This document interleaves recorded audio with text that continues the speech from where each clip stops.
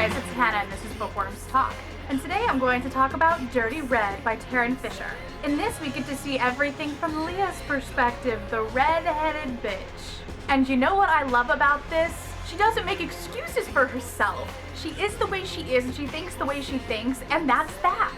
I'm gonna jump into the non-spoiler section right now, but that being said, I have to say one spoiler to give you guys a summary of this. So if you don't want any spoilers, you shouldn't watch this because there will be one.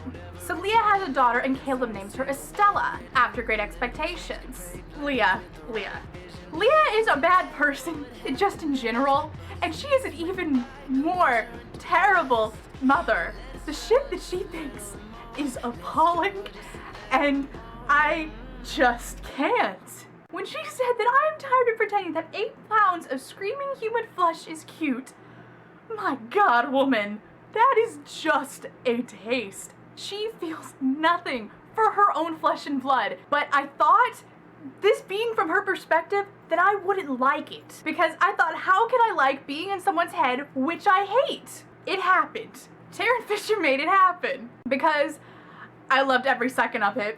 Despite how much I hated her and how much I was screaming at my book at times, I loved it. It was a weird experience. You think that Leah did some pretty nasty things before? No, wrong. I think it's safe to say that it, like, times 5, it's so much worse in this. So you should pick it up to see what it is that she did, because I promise you, it's a jaw dropper. I'm going to talk to you guys later next month Bookworms Talk, because I'm going to talk about the spoilers now. So I'll see you later when you have read it. Bye! When Leah thought, I'm going to have to share my man with another woman. Again, are you serious? That is your daughter. That is your daughter. I cannot compete against a baby. My baby. The fact that she feels the need to compete with her baby just sickens me. It doesn't matter anything that Olivia did. I mean, what Leah has done in this is 100 times worse than anything Olivia has ever done. When Leah found out that Caleb was in the car accident and he had amnesia, and her first thoughts were, how can this happen to me? What? When Leah thought, who raises their own children anymore? I mean, she was basically raised by a nanny, and she has this shit poor excuse of a relationship with her parents. And so, because that worked out so well, let's just repeat the past. And so she takes Estella to daycare so that she can go out and shop and drink because Caleb's out of town and he can't take care of her. First off, too young to go to daycare. Second, she forgets to pick her up. And then Caleb finds out about it and it's pretty much downhill from there. And there's just this whole fight, and everything that Caleb said, I was thinking. He says, you carried this little girl, Leah, in your body. He makes a motion with his hands that makes it look like he's holding an invisible ball. Then just as suddenly, he drops his arms to his sides. How can you be so calloused? He's like, you were given something, a life, that is so much more important than shopping and drinking with your fucking girlfriends. And she says, you said you'd never hurt me. And he said, that was before you fucked with my daughter. So in the past, Leah and Caleb's relationship is strictly not serious. It's very clear, and Caleb has made a point of that. And Leah has always known that he's been hung up on his ex-girlfriend, Olivia. And she finds the Cherry Garcia ice cream in his freezer, and he saved her ice cream. And I'm totally sentimental like that, so I think that is so normal and sweet and not weird in any way, actually. And then we find out in a random moment of honesty in the past that Caleb never actually cheated on Olivia. What did I say? What did I say? Not as bad as it looks. That's why I said it looked like. So Leah, she just never ceases to amaze me. When she was 6 months pregnant, she had a cigarette. She's so selfish. Oh my God, I cannot. Literally, the only reason that she starts acting motherly in any fashion is to get Caleb to pay attention to her. In the past, this was the start of the little smidgens of here and there pity that was beginning to accumulate with Leah. I really felt bad for her. I wanted to tell my mother that I would burn every book I owned just to be a part of her little mother-daughter club. And then when she got a little chubby in middle school, her mother would say, when you get the urge to binge on crap, eat these like frozen vegetables instead. Just think of them as a frozen treat, like ice cream. And then in middle school, everyone accused her of being a lesbian. She had a shit relationship with her parents. People in school were awful to her and she was miserable, and I understand that. But again, it does not excuse who she's become. And then we figure out randomly that Olivia is defending Dobbs. Remember him, the creepy serial rapist guy from the first book? Him.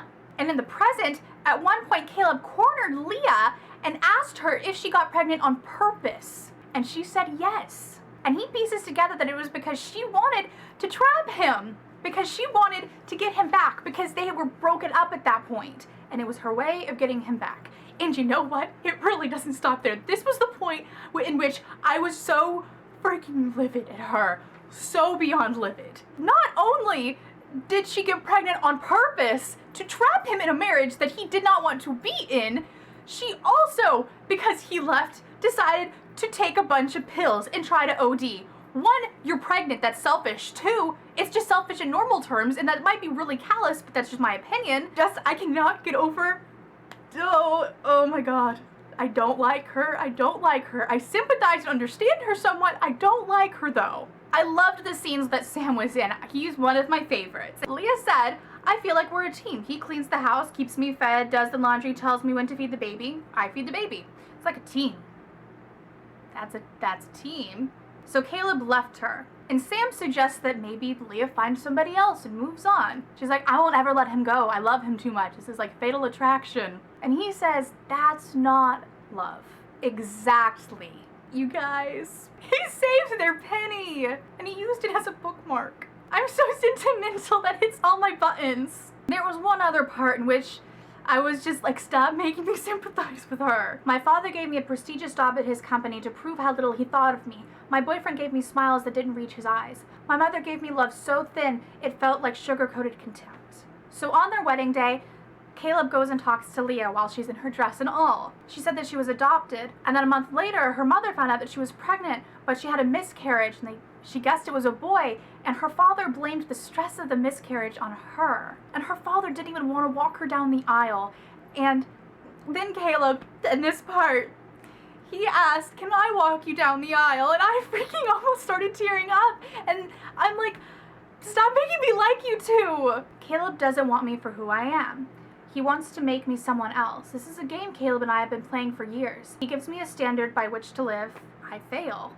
And I just thought, like, that is exactly the reason it's not working between you two, because I'm not really sure if this is in Thief or if this is in this book, but either way, they both are pretending to be somebody else. That it's never gonna work if you're like that with each other, if you're not being yourself. I just went into this wanting to hate her and not wanting to change my opinion of her, but I feel bad for her. And we find out in present tense that Caleb had bought Olivia a house. So Leah slept with Caleb's brother Seth. Yeah. In the past, we get this really awesome scene where Leah's dad has gathered the whole family up and they're having like this little family meeting, so to speak. And he says how he's indicted and Leah's going to be looked at too, because she had the job at his little prestigious firm and whatnot, and she just signed the papers without asking and without reading. And Caleb's pissed. He's like, she's your daughter. And literally the next thing that happens is he gets up and punches him and puts him in his place. And the thing is, whether or not I like Leah as a person or whether I sympathize with her or anything, she doesn't deserve to be treated the way that she was treated by him, and I was so glad that he hit him because he deserved it. And then Leah stands up for herself, and I was cheering for her. Daddy, I'm never going to call you that again. You probably don't care, and that's okay because I don't either. I'd rather be a bastard daughter of a prostitute than ever share your blood. I was proud of her. I really was. Even though it sucks that that was the last thing she said to him, I feel like he deserved that. So Sam's talking to Leah, and he's saying, why do you have this big issue with Olivia? And she explains that, and he says, it seems to me you give your loyalty to all the wrong people, because she did defend her. She's the reason she's not in prison. And the thing is, her father, who she defended, was the one that did all of this shit to her. And that really gets to her. And she realizes, this is my baby, she's my only blood family, and I do everything to stay away from her. And then she saw her smile, and she was just so happy, and I mean, she grew a heart. We get to see how Caleb behaved after the trial and how he just lost so much weight and he was just so depressed. And after she was acquitted, he filed for divorce. And this is when, how I said before, she took all those pills when she was pregnant and she did all that because he was leaving her and it was her way of bringing him back. Insert that here. I really did like Courtney because she did stand up for Leah when they were younger. And I mean, I really was sad when we found out about what happened to her. I mean, she was diagnosed with bipolar disorder and she's had that for a while, and then I guess the stress of the trial and everything, she shot herself and it grazed her brain. It didn't kill her, but she's non-responsive, and I really do feel bad for her. And then Leah tells Caleb how she paid Olivia to leave town all those years ago because she thought that that would make Olivia look like she was just being paid off and she didn't really love him, and it totally backfired. And she looks at Caleb and she thinks, what I see in Caleb's eyes is a leftover hurt. Hurt with mold growing on it. Hurt so profound that blood and tears and regret cannot possibly do it justice. And Caleb says, no, I didn't choose her. Love is illogical. You fall into it like a manhole. Then you're just stuck. You die in love more than you live in love. And he says, it's over, Leah. I filed for papers. And she tries to fight for him. And he says, you need someone to be able to love you the way you deserve to be loved. After all of this, and then in reading Thief, I don't think he's this great moral character that we've been led to think he is. But in that moment, he is. Because even though she's just this cold-hearted, bratty bitch most of the time, he did love her, just not in the right way. And he realizes that she does still deserve to be loved despite everything that she is and isn't. And he tells Leah that the ring that was in his sock drawer that she found right before his amnesia thing wasn't hers. It was meant for Olivia. And then he tells her how he faked the amnesia. And she's just so mad and she wants to hurt him. And she thinks Caleb tried to get Olivia back, not once, but twice. First when he faked the amnesia, the second time when he hired her to be my attorney. And she says the one thing that would hurt him so deeply, she said, Estella isn't yours. And then we have the epilogue. This is one of the best paragraphs of the series, and I'm going to read it off to you. Hate is a prodigious feeling. It's hot and oppressive like fire. It starts by burning through your God-given reason until there is nothing left of it but a mound of ash. It moves on to your humanity next. Hot tongues flicking across the few remaining threads of innocence until they melt into each other and morph into something ugly. Then, in the rubble of what you were, hate plants a seed of bitterness. The seed grows to a vine, and the vine chokes what it touches. I want to know all your thoughts on this because I was pleasantly surprised. I didn't think I would like it as much as I did, but I've come to find that anything Tarryn Fisher writes, I'm pretty much a shoo-in to love. Don't forget to like and subscribe and drop all your thoughts down there in the comments, and I will talk to you guys later next on Bookworms Talk, where I'll be telling you about Thief. I'll see you guys later. Bye!